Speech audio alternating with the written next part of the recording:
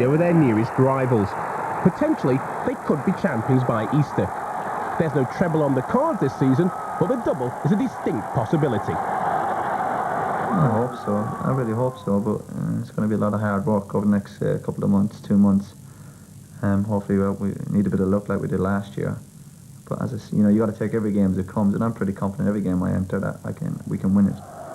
Keane missed last season's European triumph in Barcelona, but despite a disappointing semi-final first leg, feels United is still on course to retain the trophy. I think we need to improve on the performance against Madrid.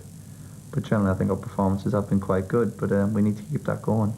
I think we're very fortunate the other night to come away with a 0-0. As I said, we need to improve if we want to go through. The second leg looks very exciting. They've got some excellent players. They could cause an upset, couldn't they? Of course they could. As I said, the 8 teams that are left are capable of winning it. We went to Madrid and we knew they were, you know, attacking-wise, they're as good as anybody. Okay, people have criticised them in their defence, but they came at us, you know, from all angles. They really went for it. And I think they'll do the same at Old Trafford, so it should be quite an entertaining game. Even if they nick a goal, I think we're pretty confident we can score 2 or 3 goals against anybody. And yeah, they're more than capable of beating us, don't worry about that. You're clearly playing it all down, but you've won the treble, you're on for another double. What's United's driving force? I think it comes from the manager down to everyone at the club. I think we're hungry for success, we're determined. People keep on about last year, but amongst the players, that's forgottable, that's history, and you can't live in the past. And we want to win European Cup and League Championships every year. It's obviously going to be impossible to win every year, but we're going to do our best, and we're going to try again this year, very hard. That effort is very evident in Keane's contributions this season. His captaincy has been exemplary, and he's led the way from midfield with 11 goals.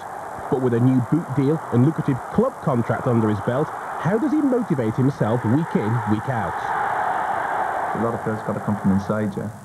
I've been very fortunate, you know, in my career, financially, and obviously winning championships or whatever. It's great, but that doesn't bother me. As I said, it's a short career. You've got to make the most of it, and that's by trying to win every competition you enter, and that's my aim. And hopefully that will continue for the next few years, because that's where a club like Manchester United belongs, winning championships and European Cups, because it went a long time without winning championships, and now obviously the European Cup, and the fans deserve better than that, and that's our job to do it. Keane's determination has on occasions boiled over into naked aggression. Monday night's game at the Riverside exemplified this excess. But what happened in the corresponding fixture at Old Trafford left an indelible mark in the minds of many. I just felt the referee made a wrong decision. And I've seen it on the video a few times, and I still think it was a wrong decision. But don't get me wrong, we shouldn't have reacted the way we did. But at the time, you know, it's in the heat of the moment. We're going for the championship.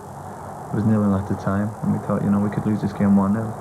I felt he made the wrong decision on Yap, on the tackle. I felt he got the ball. As I said, it's something you regret, you know, but that's life. You got to get on with it, and hopefully people won't have to see that again. We've all heard it before. Man United, no one likes us. Is there a siege mentality within the club? I don't think so, no. Again, one of the biggest clubs in the world, you're going to have critics. And that's just part of life, you know. You're up there to be shot at. And I don't think I think Wimbledon obviously done it for years, saying, you know, a small club and blah, blah, blah. But I think they use that for their advantage, to be fair to them. But I don't think we do. As I said, we're up there to be shot at, and you just got to take it and get on with it. The PFA Player of the Year, who would you nominate? Kevin Phillips. Really? Yes. Why? Because it's the goals he scored. He's come up from the First Division last year. He's scored obviously plenty of goals there, and a lot of people would have had their doubts whether you can do it in the Premiership, because there is a big gap, you know, there really is, from the First Division to the Premiership. And the lad keeps putting the ball in the back of the net, which is the hardest part of being a footballer, I think. And the lad does it very easily, I think. Have you given any thought at all to you being the Players' Player of the Year? Not really, no. It doesn't bother me in the least. Football of the Year? It doesn't bother me. It really doesn't. And that's not being disrespectful, you know, to my fellow members or the riders. But individual rewards don't bother me in the least. And it's a team game. And as long as we're in the Championship and European Cup, that's all I'll be worried about. Garth Custer reported that.